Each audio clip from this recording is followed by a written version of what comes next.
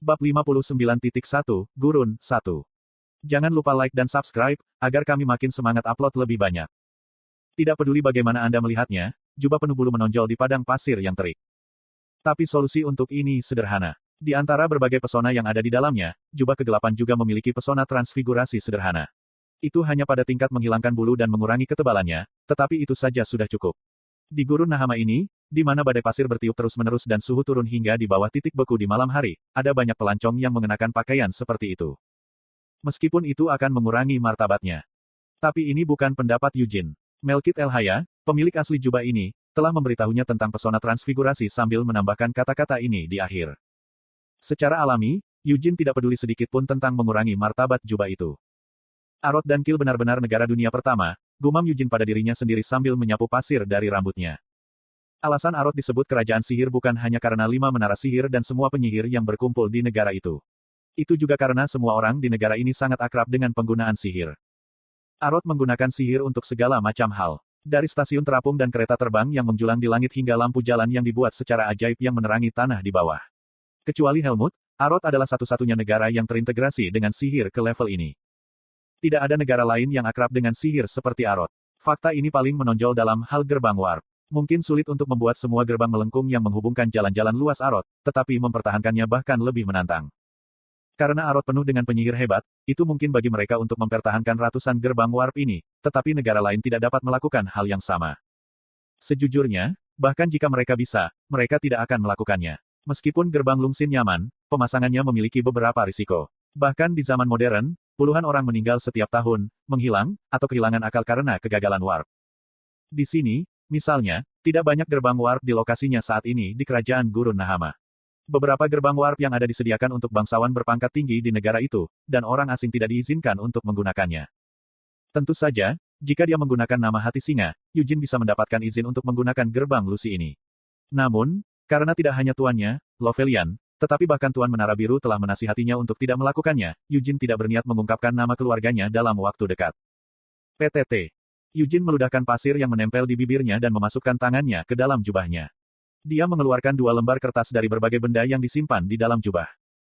Salah satunya adalah peta semua restoran yang mengkhususkan diri dalam menyajikan kalajengking kaktus yang dengan tergesa-gesa disiapkan Hera untuk Eugene ketika dia mendengar bahwa dia akan pergi ke Nahama untuk mencicipi kalajengking kaktus.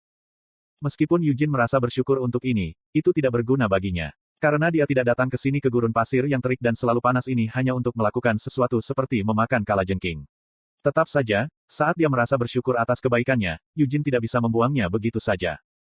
Secarik kertas lainnya adalah peta Nahama yang dia terima dari Lovelian. Itu bukan sembarang peta biasa. Itu adalah peta ajaib yang telah dikaitkan dengan koordinat spasial dimanapun Eugene berdiri, memungkinkan dia untuk mengetahui dengan tepat di mana dia berada di dunia ini. Saat ini, Eugene berada di ujung barat Nahama. Jika dia pergi cukup jauh ke utara dari sini, dia akhirnya akan tiba di Turas. Biasanya, jika dia berharap untuk mencari makamnya yang hilang, Eugene seharusnya mencari jalan masuk ke perbatasan Turas untuk mengunjungi kampung halamannya. Namun, tidak ada lagi kebutuhan untuk itu. 300 tahun adalah waktu yang sangat lama. Gurun Nahama secara bertahap memperluas wilayahnya selama ini. Kira-kira sekali setiap beberapa dekade, badai pasir yang mengerikan muncul di sini secara sporadis, maju secara tidak wajar dan melanda daratan di luar gurun. Setelah 300 tahun, kampung halaman Hamel, desa di wilayah perbatasan Turas, telah menjadi bagian dari gurun.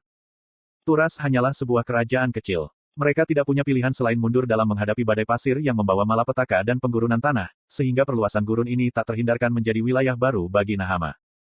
Kurasa itu salah satu cara menaklukkan negara lain, renung Eugene. Dan dengan metode ini, tidak ada kebutuhan nyata untuk berperang. Hanya orang bodoh yang tidak mengetahui fakta bahwa manusia berada di balik penggurunan yang disebabkan oleh badai pasir ini. Orang-orang yang bertanggung jawab atas badai pasir ini tidak setenar para penyihir hitam, tetapi bahkan 300 tahun yang lalu, mereka sudah cukup terkenal. Di era ketika Raja Iblis mengumpulkan kekuatan mereka, binatang iblis menyebar ke seluruh dunia, dan monster menjadi gila. Beberapa negara mengumpulkan pasukannya untuk menghadapi Raja Iblis, sementara negara lain mengumpulkan pasukannya untuk memanfaatkan peluang yang ditinggalkan oleh kekacauan ini. Nahama adalah salah satunya. Mereka mengambil keuntungan dari perang dan menempatkan pasukan mereka di perbatasan mereka dengan Kekaisaran Kil. Jika Vermont tidak datang ke Kil, Nahama akan mampu menyerang Kil dan naik ke jajaran kerajaan.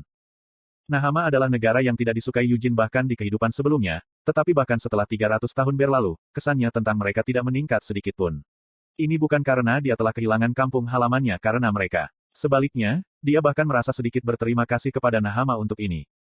Berkat itu, Eugene tidak perlu mencoba dan melintasi perbatasan kedua negara. Ada beberapa hal yang mengganggu Eugene.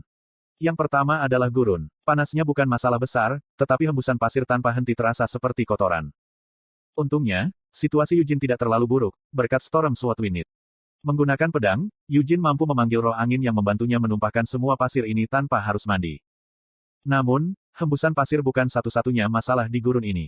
Gurun itu luas dan tandus. Kemanapun Anda menoleh untuk melihat, hanya ada pasir. Setelah melewati gerbang warp di perbatasan barat, dia tidak melihat satu desa pun, apalagi kota. Ini tidak terlalu penting. Dia sudah memiliki peta yang akan mencegahnya tersesat bahkan di gurun yang luas ini, dan dia memiliki banyak makanan dan air yang dikemas dalam jubahnya. Adapun kurangnya tempat tinggal, itu tentu saja mungkin menjadi tantangan yang sulit bagi seorang tuan muda dari klan Lionheart yang prestisius yang tumbuh di pangkuan kemewahan, tapi bagi Hamel, yang sejak kecil sudah dipaksa menjalani kehidupan pengembara, dia sudah terbiasa. Jadi meskipun gurun sangat dingin di malam hari, ketika dia berbaring ditutupi oleh jubah kegelapan, Eugene benar-benar dalam suasana ceria saat dia mengingat masa lalu yang indah. Senang bisa melihat bintang dengan sangat jelas, pikir Eugene positif. Terbungkus jubahnya, Eugene menatap langit malam. Meskipun langit malam Kil dan Arot juga cukup indah, mereka tidak bisa dibandingkan dengan langit gurun tanpa satu sumber penerangan. Jika bukan karena para bajingan yang melayang di kejauhan, dia akan berada dalam suasana hati yang lebih baik untuk menghargai langit malam daripada sekarang. Sudah berapa hari? Eugene bertanya-tanya. Itu sekitar 4 hari setelah dia melewati gerbang barat kota terakhir. Biasanya, saat melintasi gurun, orang normal tidak akan pernah berpikir untuk melakukannya sendiri. Di gerbang, yang harus dilalui semua orang asing untuk meninggalkan kota, ada banyak pelancong yang mencari teman untuk menyeberangi gurun bersama. Dengan begitu, mereka bisa saling bekerja sama, atau bahkan membentuk karavan sementara. Mereka juga bisa secara kolektif menyewa pemandu dan pendamping yang akrab dengan gurun. Ini adalah beberapa cara teraman untuk menyeberangi gurun, tetapi Eugene tidak memilih salah satu dari mereka. Sebaliknya, dia memutuskan untuk menyeberangi gurun sendirian, dan itulah yang dia lakukan. Tanpa menunggangi unta pun, ia berangkat menyeberangi gurun dengan hanya mengandalkan tubuhnya sendiri. Ini karena Eugene telah menilai bahwa berjalan dengan kedua kakinya sendiri sebenarnya akan lebih cepat daripada mengendarai unta. Kembali ke masa sekarang, Eugene berpikir dalam hati, apakah mereka benar-benar pencuri? Itu adalah kecurigaan pertamanya. Tapi bagi pencuri, perilaku mereka aneh. Mereka telah mengikuti di belakang Eugene sejak 2 hari yang lalu, tetapi alih-alih menyerangnya untuk mencuri barang-barangnya, mereka terus mengikuti jejak Eugene sambil menjaga jarak yang jauh antara dia dan mereka. Konten iklan. Kartu identitas itu nyaman, tetapi pada saat seperti ini, itu benar-benar menyebalkan. 300 tahun yang lalu, ide palsu adalah hal biasa. Selama Anda menyerahkan beberapa sen kepada penjaga bersama dengan lencana identitas yang Anda ambil dari suatu tempat, Anda dapat dengan mudah melewati gerbang manapun yang Anda suka. Namun, di zaman sekarang ini, karena kartu identitas biasanya dikaitkan dengan darah Anda, tidak mudah untuk memalsukan identitas seseorang. Karena itu sangat sulit, dan segalanya akan menjadi menjengkelkan jika dia tertangkap, Eugene telah memutuskan untuk melepaskan upaya seperti itu. Jadi siapa mereka? Eugene tidak punya pilihan selain menunjukkan identitas aslinya di gerbang kota. Dia juga telah memberikan cukup banyak uang kepada orang yang bertanggung jawab yang hampir membuat keributan tentang hal itu.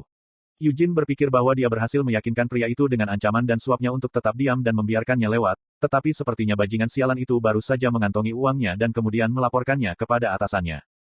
Itu mungkin mengapa dia sekarang memiliki ekor. Menjadi anggota keluarga bergengsi tidak selalu menyenangkan. Dengan satu klik lidahnya, Eugene mengeluarkan petanya. Selama 4 hari terakhir sejak dia meninggalkan Kajitan, dia bergerak cukup cepat. Tubuhnya ini tidak mudah lelah, dan mananya juga habis. Berkat itu, dia bisa bergerak lebih cepat daripada saat dia mengendarai unta. Jika dia menjaga kecepatan ini, Eugene akan tiba di kampung halaman kehidupan masa lalunya paling lambat dalam 3 hari. Tapi dia tidak berniat menyeret ekor yang merepotkan ini pulang bersamanya. Eugene telah meninggalkan mereka sendirian selama 2 hari terakhir untuk memeriksa niat mereka dengan lebih baik, tetapi karena orang-orang ini tetap diam, sepertinya dia perlu membuat mereka berbicara, bahkan jika itu berarti menggunakan kekuatan.